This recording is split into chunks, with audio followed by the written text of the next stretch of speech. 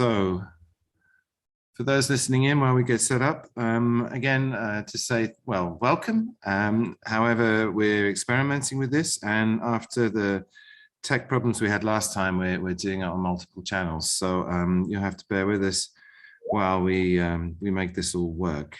And I'm just seeing the 50 miles. Room fill up.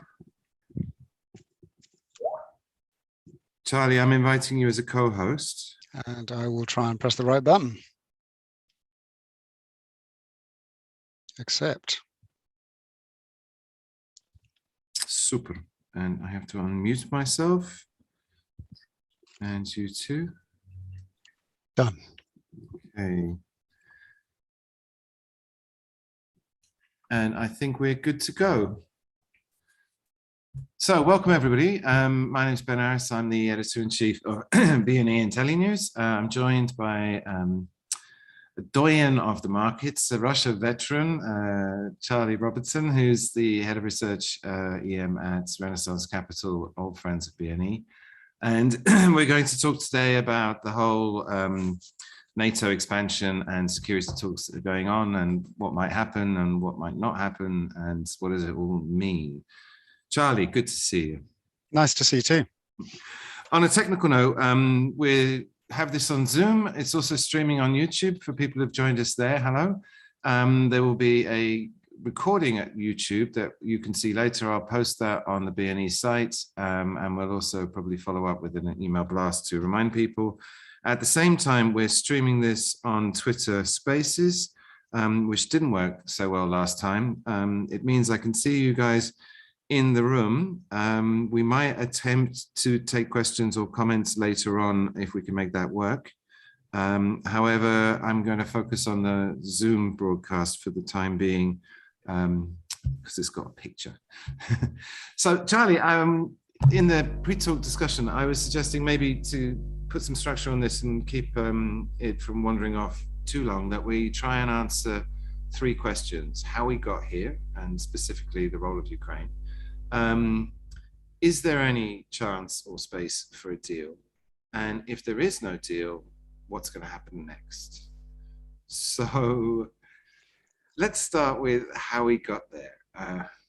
You know my temptation is to start with the conclusion. What happens next? We could do. Well, I'm assuming that we get no public deal, that this is unacceptable to NATO, Putin's offer in December. And my interest in doing this with you was partly because you had got a little bit more concerned about the consequences of that. Yes. A week or two ago. And I have to admit, I've been doing my own rethinking and been rereading that book on Georgia that I've been tweeting about, The Little War, Forgotten War. And I have come up with a new level of concern as a result of that. And the level of concern is to do with the frozen conflict. My base case since 2014 has been that if you've got a frozen conflict in a country, NATO will never expand to it. That's why Cyprus isn't there, Moldova, Ukraine, Georgia. And therefore, Putin had nothing to worry about once he had secured Donbass as a frozen conflict. Rereading the book, what's of course obvious is that NATO did offer Georgia membership in 2008, despite the frozen conflicts.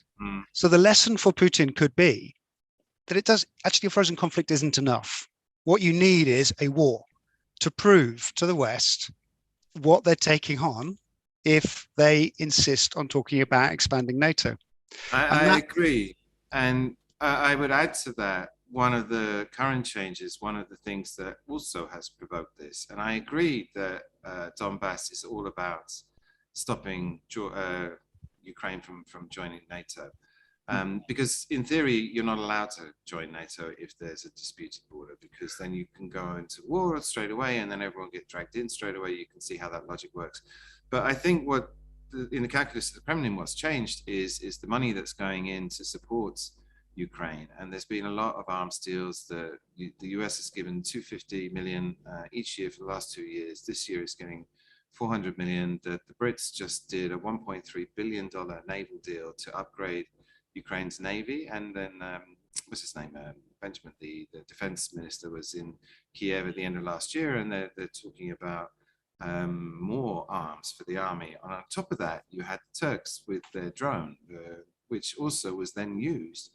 And Huge. moreover, the Yeah. javelins, they came with a rider in the contract that Ukraine could have the javelin missiles, but they weren't allowed to use them. They could only use them if they were attacked, with tanks across the border. That changed, and so javelins have just been used as well. And now the States is talking about sending Stingers. So what this all means is that the concern for the Kremlin up until now has been de jure joining NATO. But what the Kremlin's now afraid of is de facto joining NATO with all these arms going in there. And I think their fear is that at some point, Zelensky or the government will attempt to take Donbass back by force. And I don't think it's going to happen soon, but that's the fear. And they want to actually finish this off now. I agree with that. And I think that's why we saw the mobilization of troops in November. But the reason I wasn't worried about the mobilization of troops was I assumed that Zelensky would look back at what happened to Saakashvili after 2008. His party lost the 2012 elections. He lost the presidential election in 2013, his party did. So it wasn't likely. And given that, I didn't have to worry too much about Russian troops on the border. But what if it's not just about fear of Donbass being retaken? It's also fear that Turkey was saying in April, Ukraine should be brought into NATO, despite the frozen conflict. And Indeed. I think that, look, can I ask you a simple question before we go any further? Because if, on the Twitter debate, lively one that we've been having, there's a very clear divide in how people see this. On the one hand, people like you and I think this is all about NATO, and Donbass is all about preventing Ukraine joining NATO. And then there's another camp, Mike McFowle, various other people, who are arguing that Putin abhors the democracy in Ukraine. And actually, this is all about destabilizing Ukraine and ensuring that democracy fails, ensuring he's afraid that a successful Ukraine would undermine his regime. And there's a strong element of truth there. But then Putin is actively destabilizing Ukraine in order so that Ukraine can never succeed and never be the example to the Russian people that would ask him. Do you buy that at all? No, I've got some sympathy for it, but whenever I raise that issue in Moscow, I get laughed at. People are saying, "What are you talking about? We fear Ukraine. Look at their per capita GDP, a few $1,000s. Look at us, we're at over $10,000." I think Ukraine would actually be a far more successful challenge and threat to the Russian model if it accepted a Finlandization model of focusing on the economy, growing as wealthy as Finland has done, as successful as Finland has become, or potentially the Israel model and buying the defense arms that it would like to give itself more security, and also still focusing on a strong economy. Either one of those in the long run is actually a bigger issue. But from what I hear, Russia will accept a Finlandization model for Ukraine, which I suspect would lead to closer cooperation with Europe. And be very good for it. So as it stands, I don't think that Ukraine is seen as a potential issue. It would also be equating Ukraine with Georgia in 2008. And I don't think Georgia in 2008 was seen as a rival to the Russian thinking either. Clearly, when Putin acts on these issues, it's security which is leading this. Yeah, he's made that clear over and over again. So to come back to answer my first question, how we got there, I mean, I see a very clear timeline here of Putin getting increasingly concerned, policy mistakes on our side, the sort of Cold War mentality, him being ex-KGB on his side.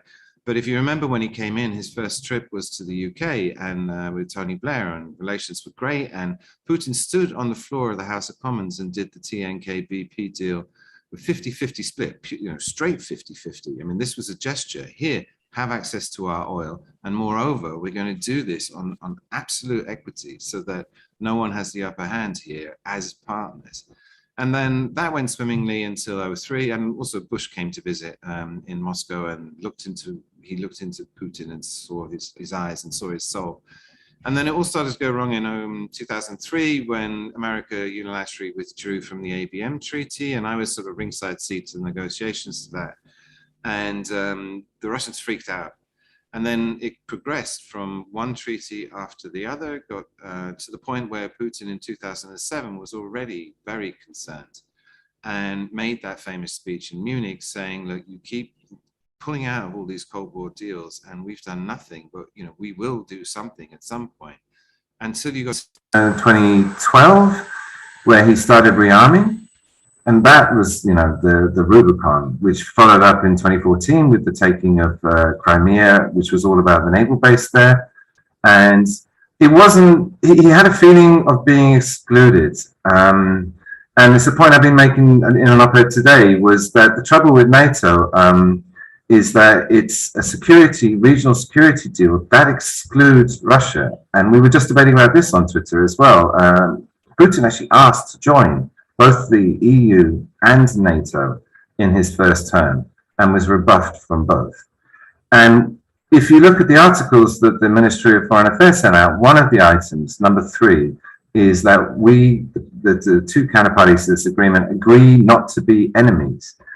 And I've been thinking about that. I think that's actually key, because if NATO is exclusive, it's a defense organization against what? Against Russia. It de facto implies Russia is the enemy, whereas Putin in the beginning of his term was reaching out and wanted to be a partner. And he's been rebuffed all the way down, tried to get into WTO, that took 18 years, tried to get into the EU, was told no, tried to get into NATO, was told no. And now what he's demanding is a security deal, but this will be an inclusive security deal between the West and Russia, which surely is a good thing, because then that will, at the moment they have no levers to negotiate with the West other than moving troops around, which is what he's been doing. Would you agree with all of that? Yeah.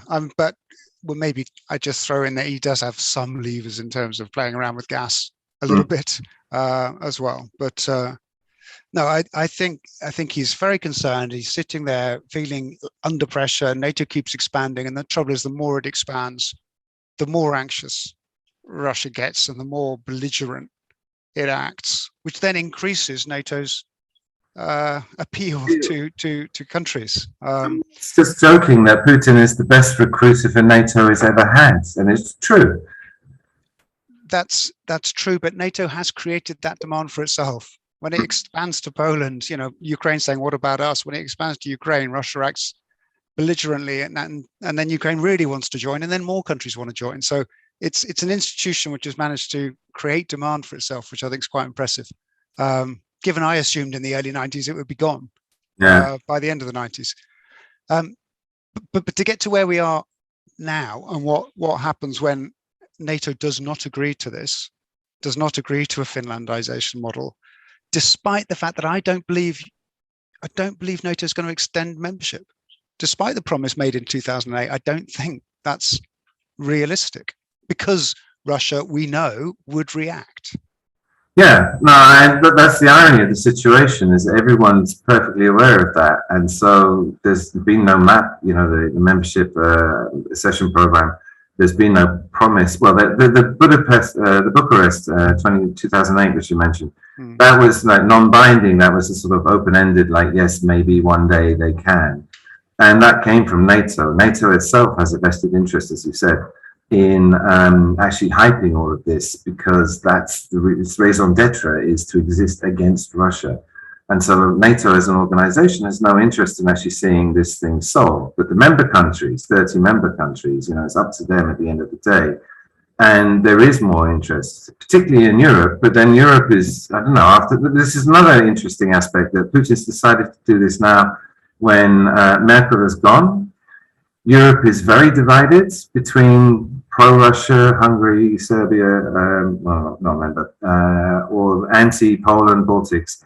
And Biden's come in, and Biden is actually a real dove on this issue. And I mentioned the ABM treaty. When Biden was a senator, he actually argued stringently against leaving the ABM.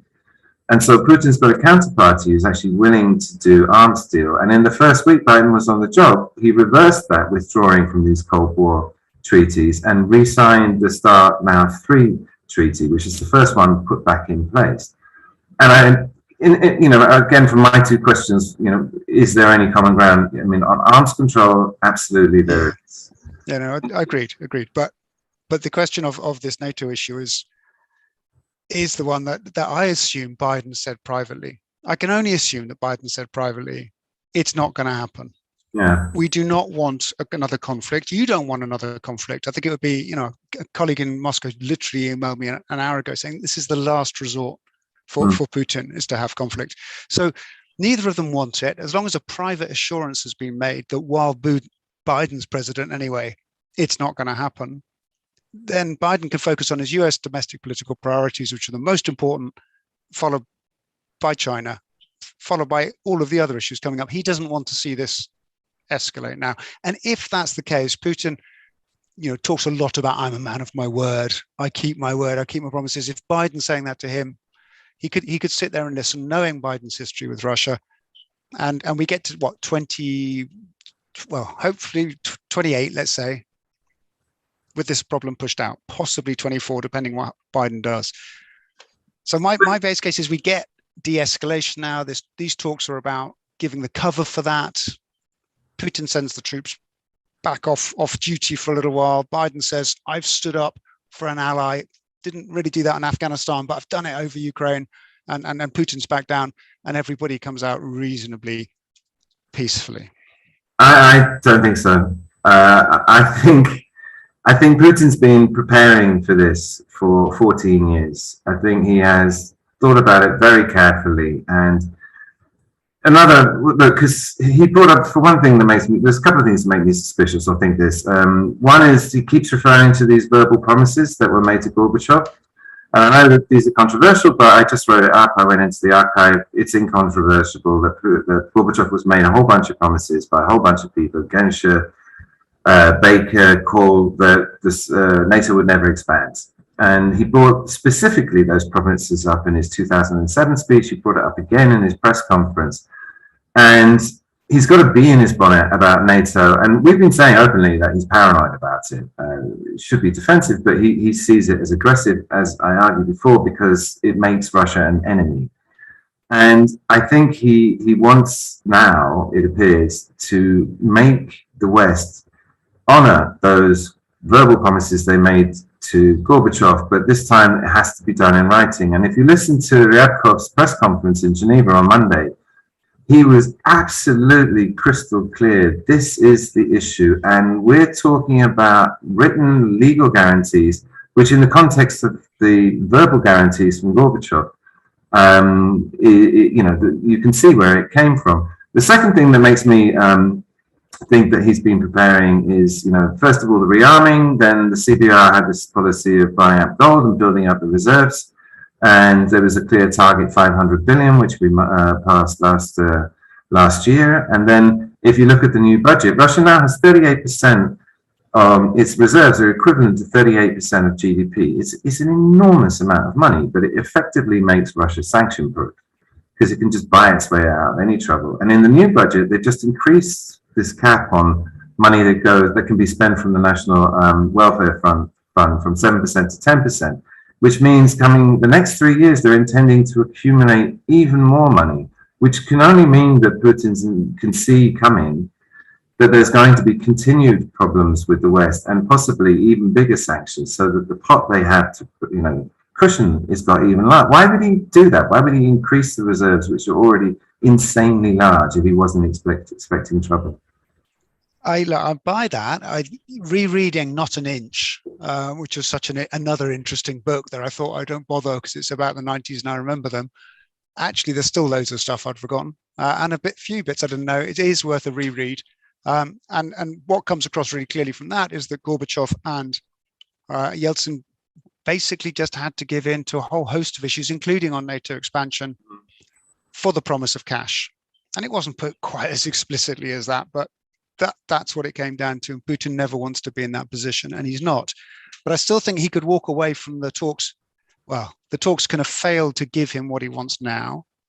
He's got no imminent need to prove that Ukraine can't join NATO through another military intervention. He doesn't have to do that imminently, but building up reserves over the next 2 to 3 years for the next US president who lets him down. Okay, yeah, he wants to keep himself in that position. He wants to keep his geopolitical flexibility.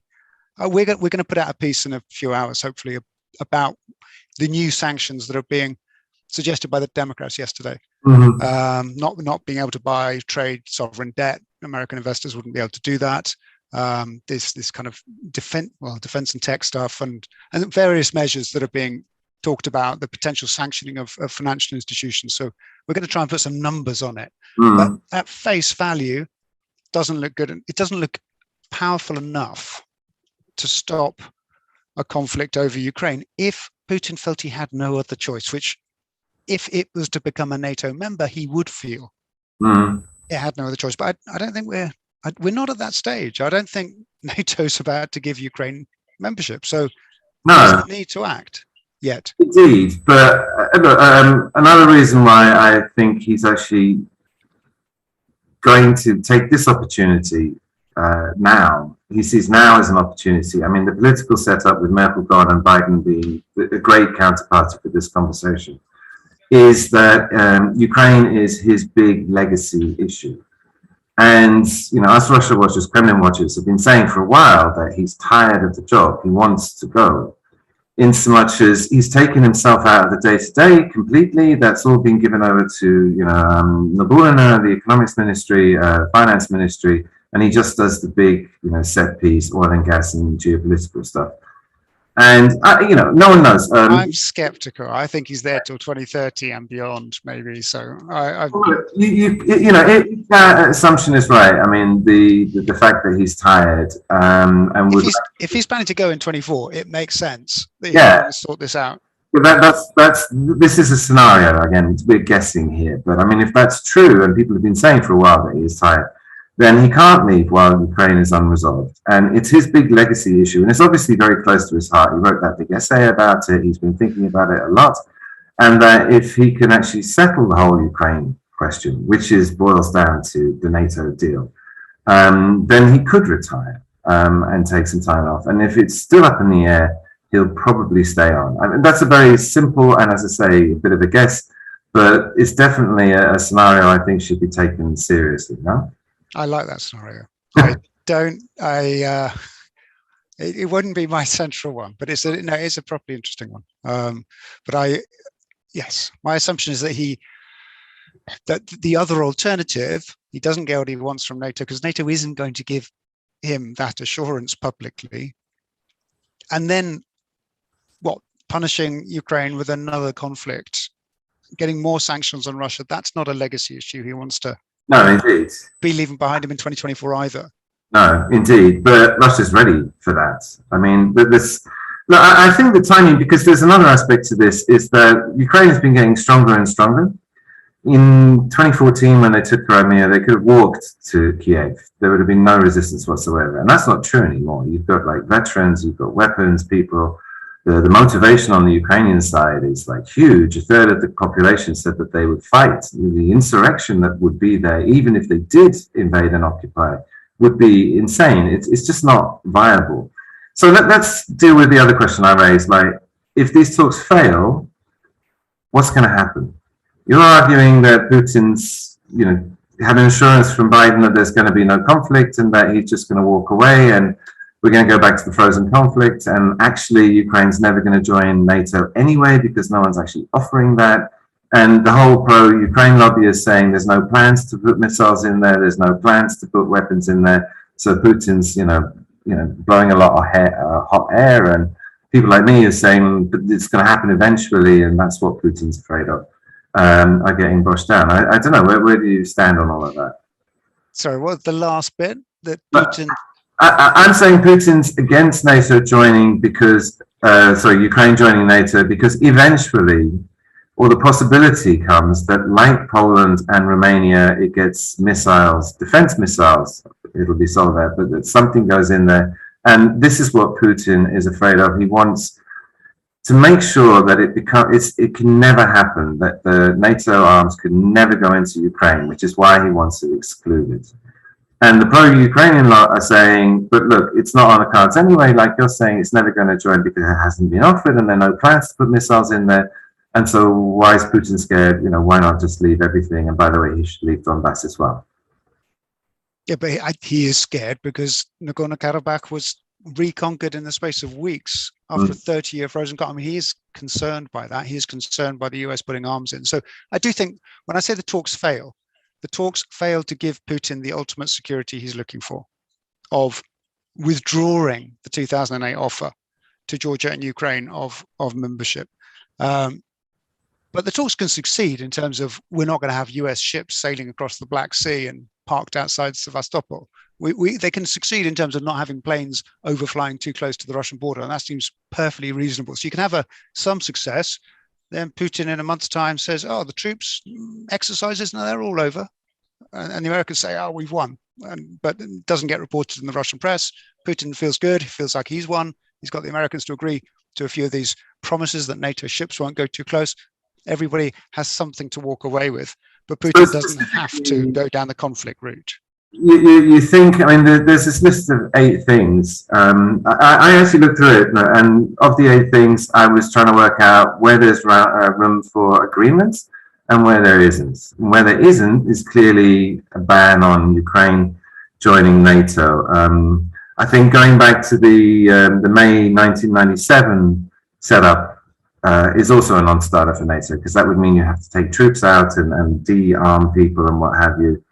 And he's also calling for the UN to take over as the lead for all the security. And I think America's relationship with the UN and doing what the UN says is incredibly bad. So I think that's a non-starter.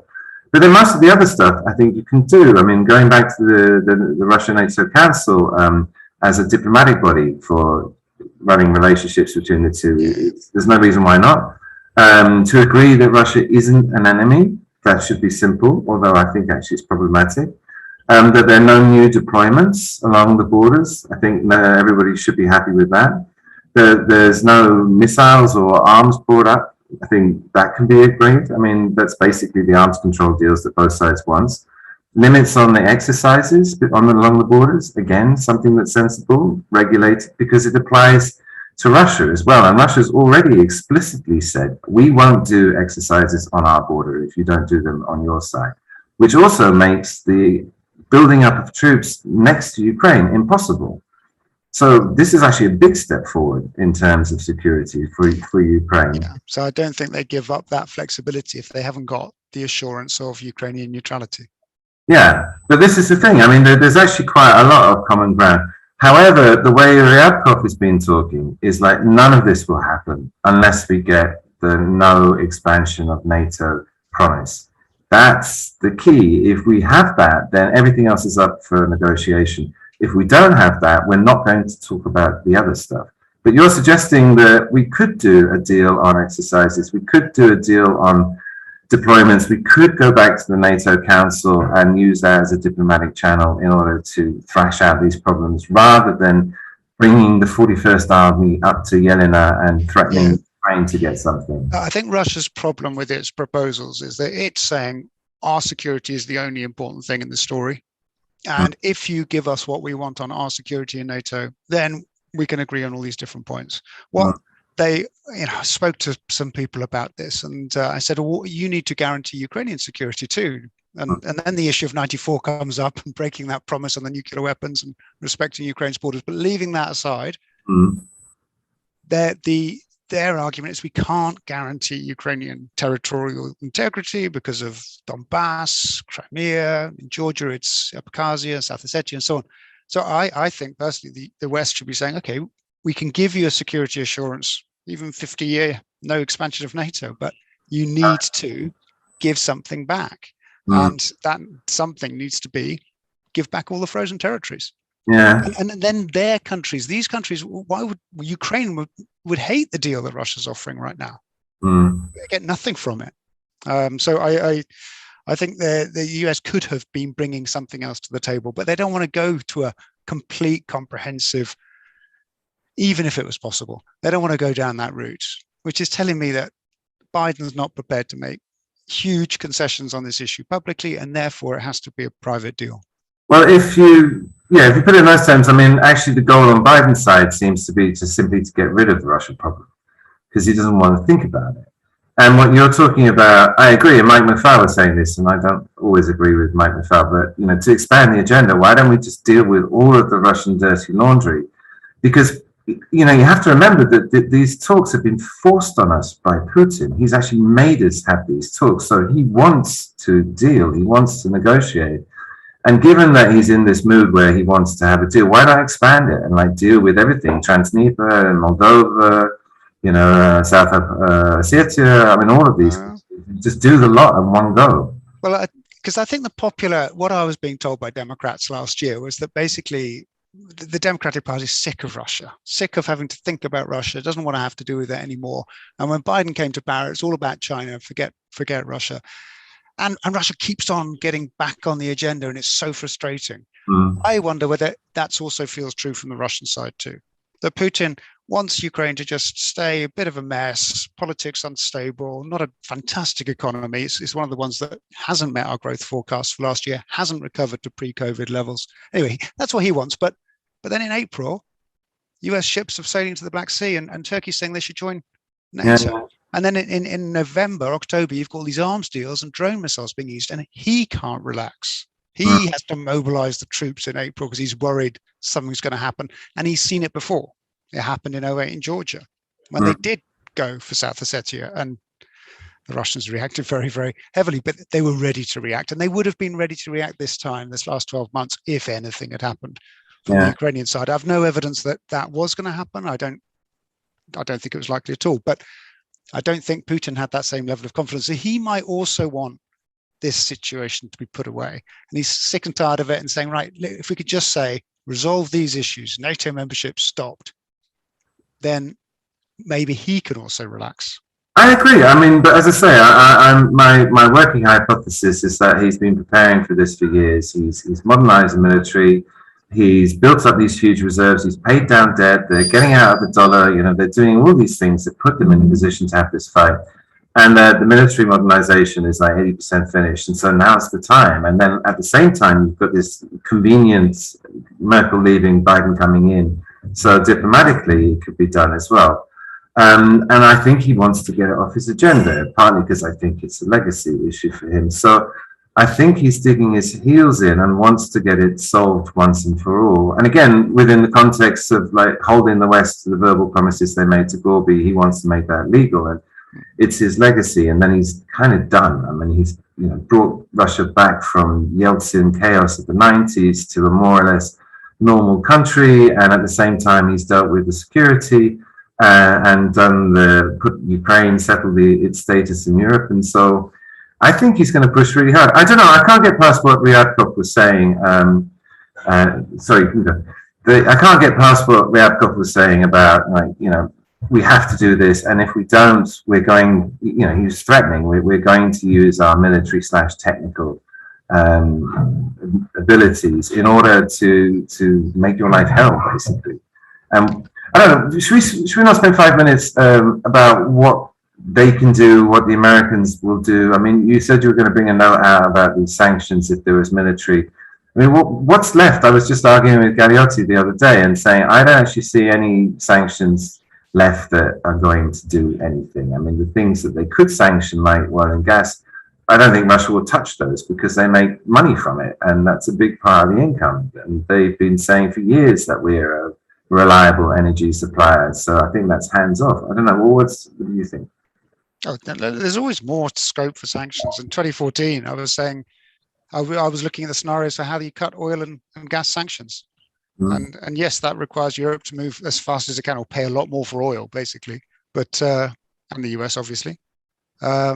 But they weren't prepared to do that in the midst of an actual conflict. So I think there's always a bit more that they could do. And the OFZs, I mean, the problem there, I mean, when they went after, was it Deripaska, and they sanctioned his bonds, I was talking to a guy from Deutsche saying, this is a nightmare. I'm holding bonds worth $100 million that I've been told will be illegal to hold in 2 weeks' time. Compliance is screaming their head at me. That was they learned a lesson from that. That was a mistake. They know that was a mistake. And I think they're being much smarter than that now. And have been actually since that one era of judgment. I was just wondering about whether you wanted to open it up to other people actually as well, which is a struggle to manage. All right, on Spaces, you can put your hand up. And Dave, if you're on the line, if we got requests or questions on the Zoom side? Have you got anyone, Charlie, that you want to invite? Not that I can see off the top of my head. Sorry, it's actually it is difficult to manage the tech and the conversation. Yeah, no, I was just wondering what else we could usefully address, but Hang I on. will know more. I'll know more when we get our sanctions piece out in the next few hours. But I trust our economist on this. She's very, very good. I can see the Roman. I can see Roman's got a hand up. Matthias as well. How do we give them scope to ask to unmute? You have Roman. Hi guys. Yeah. Yeah, I'm here. Thanks for the conversation. I had a question. Maybe this is something that both of you could take, but I guess this is to the point that Ben was making earlier. What happens if the talks don't succeed? And Charlie, I think you've talked about expecting that they might succeed in a more limited way, allowing conflict to be staved off. Ben, you've written about that you think the response in case there is no success would be military technical rather than just military. Yeah. Charlie, go on. I guess could you expand on that? And Charlie, do you agree? Or I guess what do you guys think is the odds of an actual hot conflict where the Russian side decides that, some limited, or maybe, I don't know if it stays limited, a confrontation actually serves their purposes in trying to demonstrate their point about what the negotiations are supposed to be all about? Let me start briefly in so much as, we spend a lot of time thinking. We have some military guys and also watching the debate. I think it's pretty clear that the full invasion of Ukraine by Russia is just simply not going to happen. And to take the whole country would be possible, but the number of body bags going back to Moscow make it politically impossible for Putin. Moreover, they could take East Ukraine up to the Dnieper pretty easily, and of course all the people in East Ukraine are relatively pro-Russia, but going across the river and going into West Ukraine where you massive insurgency, it's just not viable.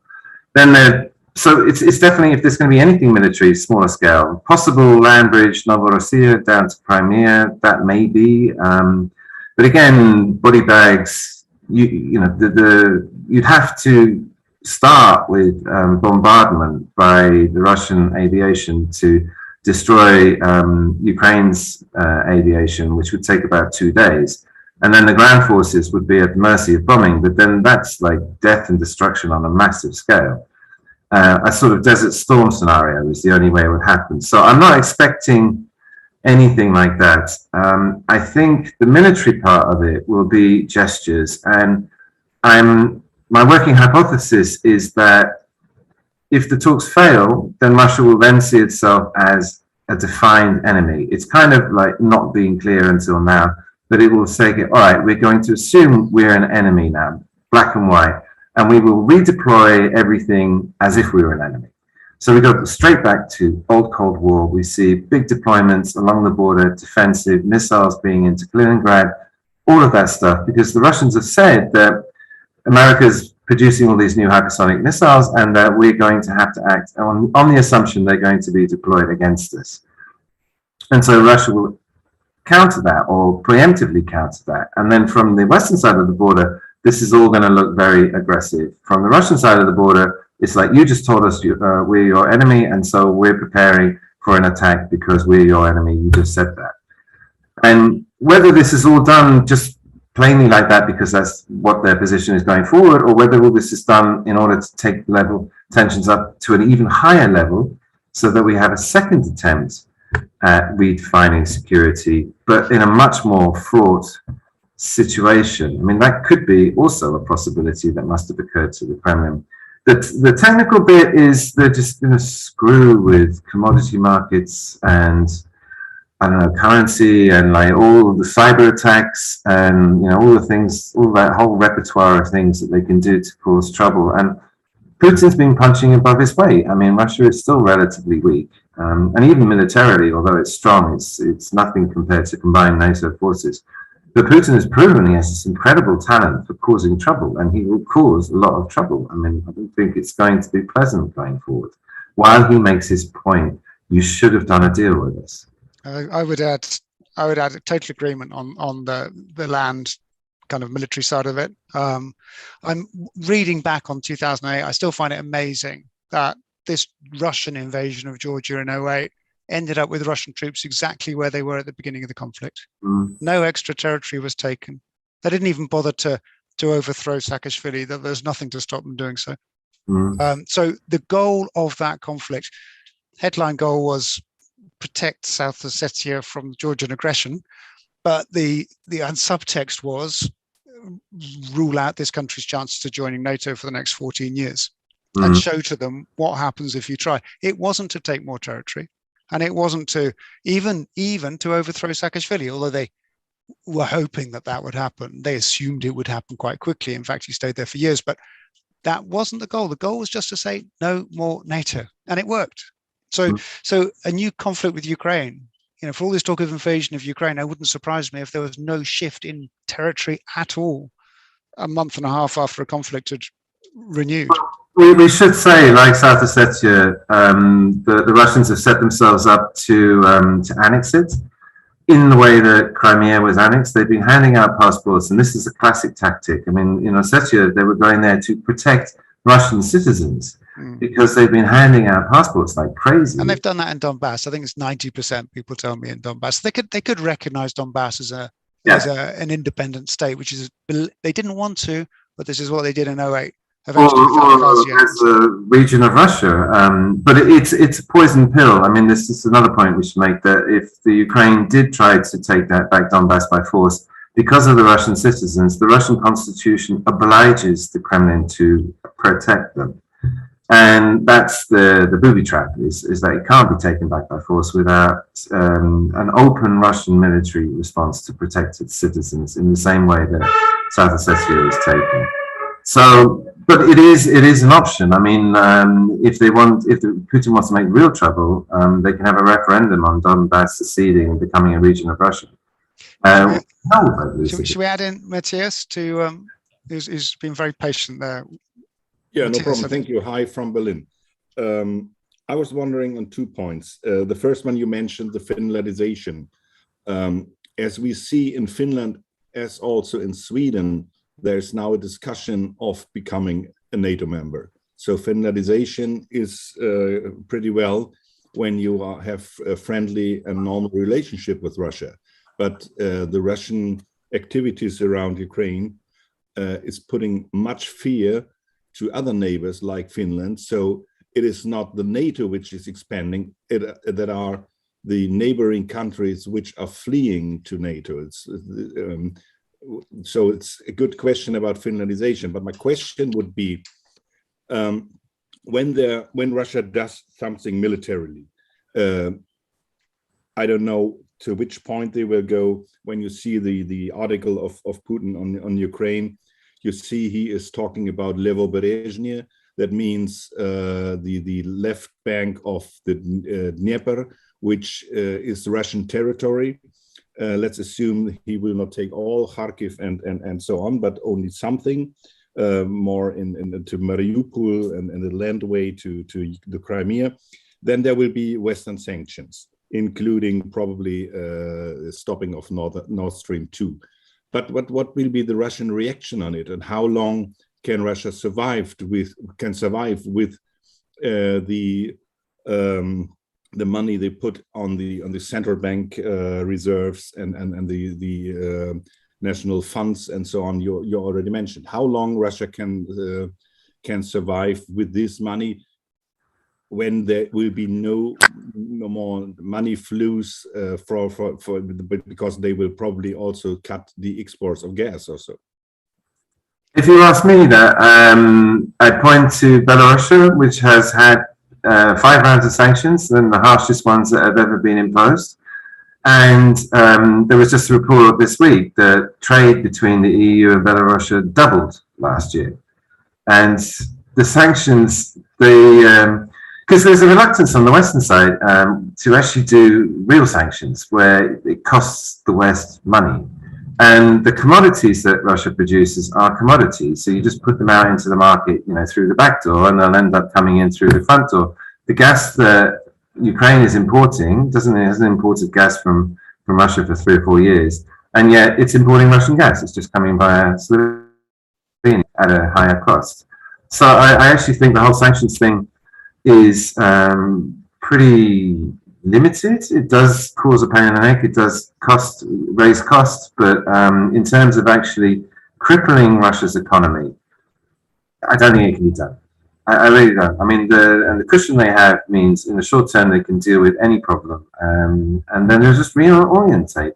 I mean, gas exports to Europe are going down anyway because of the Green Deal, and Russia's quite clearly sending and expecting to send massive amount of gas to Asia. I mean, Miller said so in a speech in September. He said that's the future. The demand there is just astronomical. And the demand in Europe, we're just trying to squeeze the end out of the toothpaste tube. Charlie, what do you think? I'm going to wait for Sofia's report today. But on that first point of Finlandization, yes, I think Putin is purely thinking that while Bush was saying 15 years ago, no more Yaltas, actually a kind of a Yalta divide agreed by the big powers of Russia and America sits right up Putin's street in terms of what he wants to do. And what I'm talking about with Finlandization is that they had no choice. They were not going to be allowed to join NATO until 1990. So I'm talking about that 45-year period. And if Russia can be reassured for the next 45 years by some sort of agreement on that, all good. I mean, in terms of Ukraine being able to focus on development and growth and making its people better off. In terms of the money and how long Russia could last, that depends on, firstly, how much does Russia do? If 50 troops go into Donbass, how many sanctions do you impose? If 20,000 go into Donbass but take no extra territory, how much do you sanction all of the 13 financial institutions in the Democrats' bill yesterday? Or maybe just 5? It's got to be at least 3. That's what the Democrats say. So it's very, and then how big an effect on Russia is that? Well, it depends on the oil price. Geopolitical risks go up, oil goes to over 100. Russia's making more money on what it's selling at the moment and in a stronger position to last even longer as a result of geopolitical tension.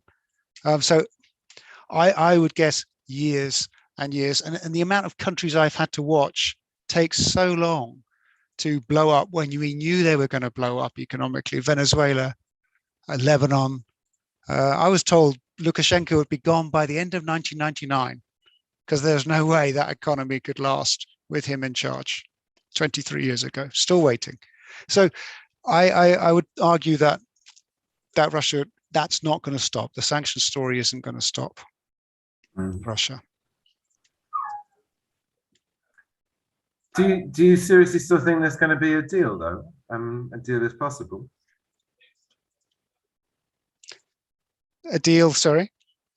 Do you think there's going to be some sort of deal out of this? I'm actually of the opinion now, because we had this conversation privately before that Paul McNamara called me up because I was saying in the beginning that there's no way Russia will invade Ukraine, but I've become a lot more pessimistic. I just wrote a note this morning saying these talks will fail because I'm pinning everything on the insistence on getting a promise that it is possible to have an exclusion of NATO's expansion. And the West is simply not prepared to offer that. And so Russia has said that it's going to pull the plug. And I think this will finish, this week. And there may be a call between Biden and Putin afterwards to see if they can rescue something. But I think that it's not going to work. And then we go into the next phase of punishment and retribution. Yeah, I think neither side want that. And I assume then private arrangements, back channel talks happen that give Putin temporary assurance, which he won't trust. And we could be back here again in 12 months' time. But we will get a behind the scenes deal, which will do enough. Yes, that's my working assumption. I have so. I'm just looking at the questions. Really? Do I have a suntan? Why has Ukraine not been invited to these talks? I mean, that's actually another sticking point, is that it should be involved in this, and it quite plainly hasn't. It's the big countries that are talking over its head, and that's sort of not on. I mean, Zelensky himself has been pushing for NATO membership for a year and has got nowhere with it.